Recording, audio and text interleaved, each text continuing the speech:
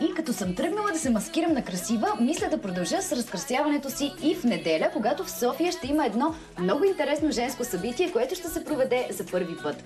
Sunday Fashion Session.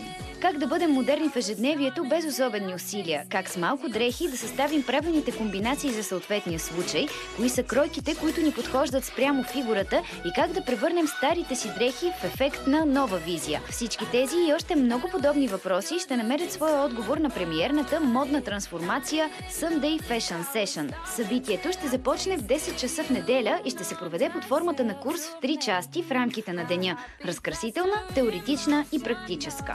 Деница, здравей! Здравей! Сега първо искам да ти кажа, че съм в този безумен аутфит, защото аз се оказа, че нямам стари дрехи. Всичките, които по една или друга причина не нося, съм ги дала на вашата размяна за дрехи. Така че изнамерих от нас тези обувки, които просто не знам с колко съм си ги купила.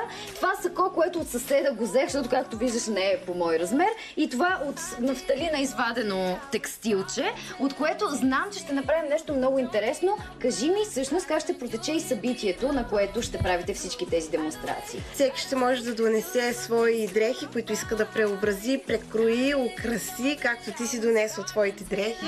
Всеки може да донесе обувки, чанти, тениски, сака, рокли, всичко каквото си сети. Имаме ментори за целта, които всеки е в различна област и всеки ще покаже как да си направим дънките с камъни, как да си ги срежем правилно на кръпки, как да си направим джувка върху кецовете, върху чисто бели кецове, да речем. Супер. Идеята е точно такава, хората сами да се научат как това нещо да си го правят в последствие в къщи. Предлагам ти директно да отиваме към нашите ментори. Това са Мелинда, Мариела, Виктория и Петя, които ще ми помогнат да заприличам на човек. Сега, здрасти!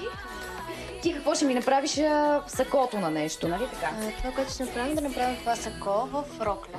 Добре, аз тук го поставям, заповядай. Така, събличам се постепенно. Нямам търпение да махна тези обувки и оставям ги в твои ръце. Така, много благодаря. Да, почвам да режа като начало. Добре, режи. Да. Няма да сбъркаш. Заповядайте, момичета, този текстил ви го подарявам с цялото си сърце. Творете си вие.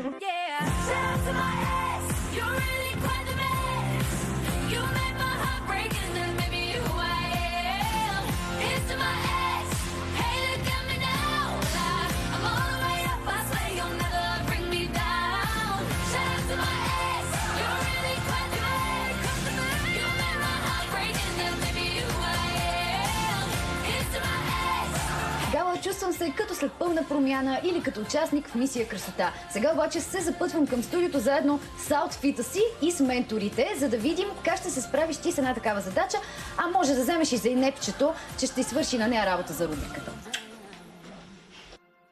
Хайде, Асенци, идва и за инепчето я няма, но и ти не си с аутфитчето си. Аутфитче тогава, защото тези обувки са толкова неудобни, че колкото и да ги разкрасяват, не мога да вървя на тях и реших просто да не. И реши просто да вземеш моите. Заедно откраднах ги от съблеканията. Ти няма да ми се държиш, нали? Всичко ти давам. Искаш ли да си сваля бельото? Не, сега не. Нека да не прекалявам. Вече веднъж го правихме, ма имаше повод благотворителен тогава. Аз виждам, че си ни довела гости. Затова, ако искаш, да действаме. Да те водя, да. Айде, водиме. Казах ти, че ще ти дам една задачка, да опитаме и ние с теб да направим нещо в студиото, защото менторите във видеото ми дадоха прекрасни идеи за това. Здравейте, как можем да трансформираме дрехи. Това са, приятно ми е да ти представя, първо организаторите на неделното събитие, Деница Петрова, Петя Василева и Петя Динева, която е един от менторите. И ще ни напътства в нашата демонстрация за преработка на дрехи и бижута. Здравейте! Божичко, ма тук не виждам още дреха. Това трябва да го ушием ние като дреха, така ли? Давайте задачи, момичета. Ами давай, имаме силиконови пистолети, имаме всякакви материали. Какво предлагаш ти да направим? Аз? Не, тя. Чакай, че реших, че аз искаш да предложа да направим. Казвайте, момичета, наистина. Ще дадем два варианта на неща, които може да направим. Едното е свързано с дреха, която, както каза Гала, Значи имаме един плат в момента, едно парче плат, което след това ще се трансформира в една много асиметрична и екстравагантна Добре, аз мога да ти която направя жилет. по много лесен начин може да ти стане. видя, че има маркирани дупки, които ще изрежеш и си готова, нали? Добре. И всъщност по един много лесен начин, ето това нещо, чрез някакви доста така достъпни материали, може да го трансформираме и ето, примерно, ето сега, с едно такова съвсем обикновено помощно въже, може да му направим един колан, който може да го регулира, като може да търпи всякакви вариации, дали да е на талията, дали да е по-надолу, дали да е по-обемно в горната част, а реално всъщност това нещо като идея е много просто, защото просто имаме едно парче плат, на което според това къде сме маркирали, къде да изрежем. Това е такъв плат, който не се разбрида. Да, всъщност това е хубавото. Ето това е много подходящо и за зимния сезон, защото имаме един вълнен плат, който не се разбрида и всъщност... Ама добре, дайте да започнем, момичета, не само да говорим.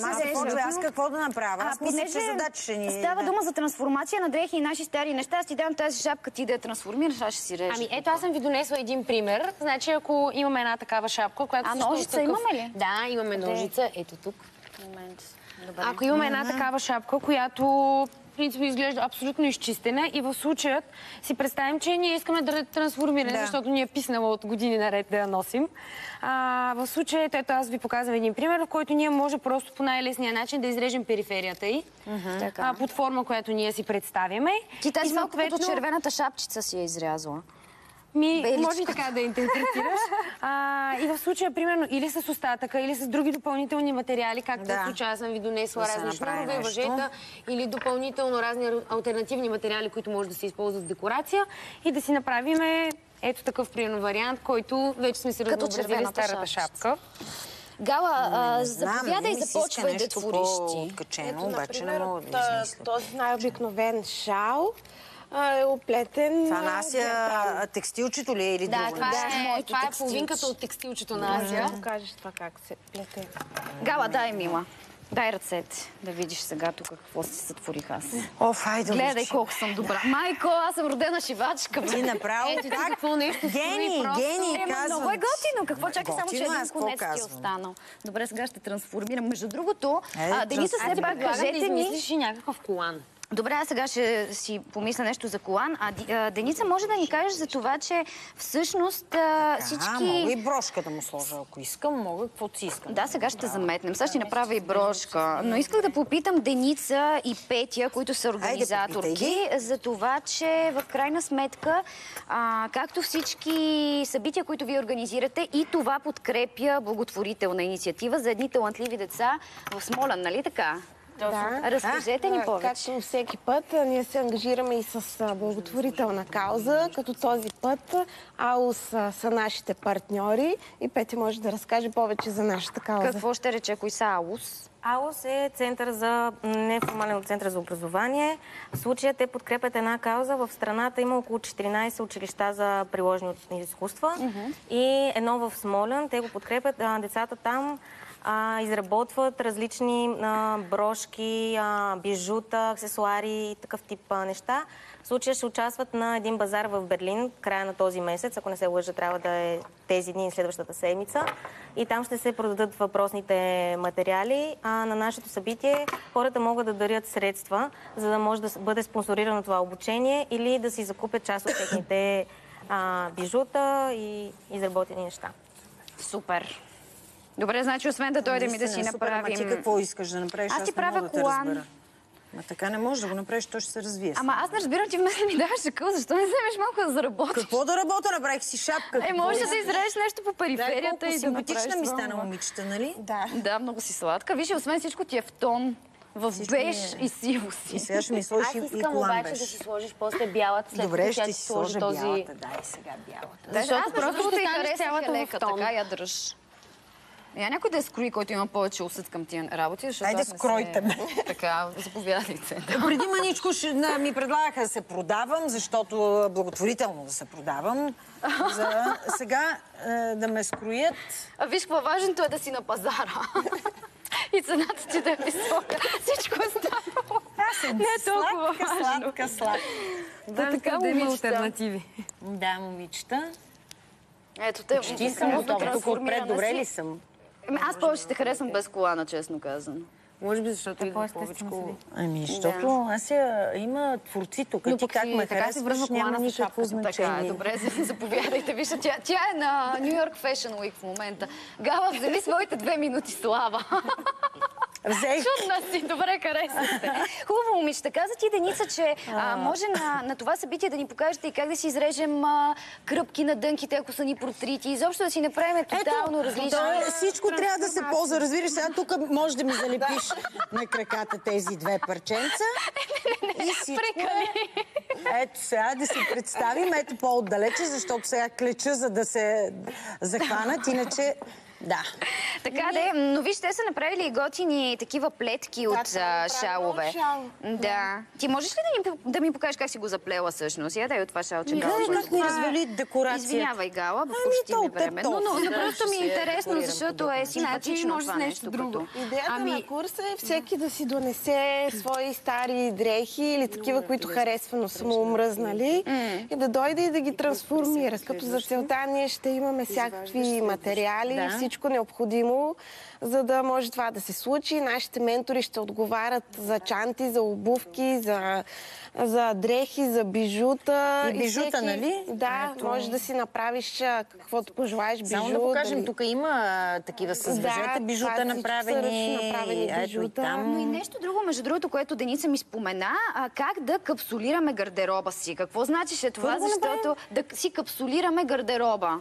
Обясни за това нещо, защото това означава да имаме малко дрехи, които да са взаимно съчетаеми и според това как ние ги съчетаеме, те да са приложими по различни поводи в нашето ежедневие. Тоест аз мога да отида на официален повод или до супера да напазарувам или на работа. Просто в зависимост от тяхното съчетание, те да изглеждат по подобаващ начин за повода. Честно да ти кажа, лично... Да.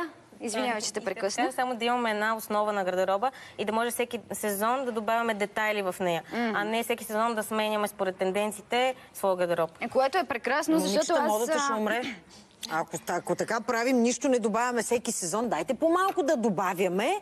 Само дребни акценти. И следващия сезон, това, което вече може би си отива от мода или нещо, така да го направим и да го променим, че да изглежда...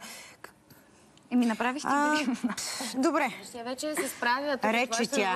Направим игрища. Няма лошо. Пак успях да някакси да я завържа. Така де, но исках да кажа това, че според мен е прекрасно такава консултация да имаш с стилист, поради простата причина, че аз непрекъснато купувам дрехи и после не знам как да ги съчетавам. Именно, да, и доста хора са така като теб. Заради това имаме и лекционна част, в която ние ще говорим как да съчетаваме различни цветове, които са на пръв поглед нестандартни и несъчетаеми, като розово и червено, например. Как да съчетаваме различни материи, като памук и сатен. Как да ходим официално в офиса, но с маратонки. С кецове. С кецове и маратонки, но официално и как това да изглежда добре. Ще имаме и разкрасителна част, в която ще се гримираме, ще има съвети за грима, как да поставяме очна линия, руж. Изобщо това е пак такава от въжета ли направена? Да. Да погледна сега. Може и такова нещо да оплетем. Всичко може да се направи. Може абсолютно всичко, стига човек да е отворен към това, да си разчупи малко фантазията и мисленето. И според мен точно такъв тип курс дава възможност това да видиш, че ако продължиш още малко, ще ти кажа, че идеално и за бесен не става това въже. Здраво е. Знам, че отдавна очакваш този миг да направя това нещо със себе си, но няма да не режи, моля те, не режи. Защо момичета ще ви отреже въжето? Няма. То е за това. То е за творчество. Тя дори на главата си го върза, без да мери, без нищо. Аз съм про. Според мен, аз ако дойде в неделя, няма да ни стигнат материалите. Няма да ни стигнат. Аз ще ги равномерно да го сложим. Ето така. Перо, нямате ли едно да изложим и да приключи тази драма? Не, нищо не приключва, защото на вас ви благодарим. Желаем успех, дано да се съберат средства и да помогнете на тези деца в Смолян. Но не си я взимам, защото има още малко, въпреки че е такъв ВКИВ, още малко работа ще трябва да свърши днес. Айде, ще трябва. Аз ще трябва да се съблека сега и аз. Ти се събличай, аз въпреки, че ми уши нищо с пистолета не направихме, бе, хора. Айде пистолета да ти го вземем, ако искаш. искаш. Той може би е за бижутата. Или значи, не? може в неделя да се развихриш с пистолета. С пистолет и с всичко останало. Добре. Благодаря ви, момичета. Пистолет, било той силикон в ръцете, нас не трябва да попада, уверявам.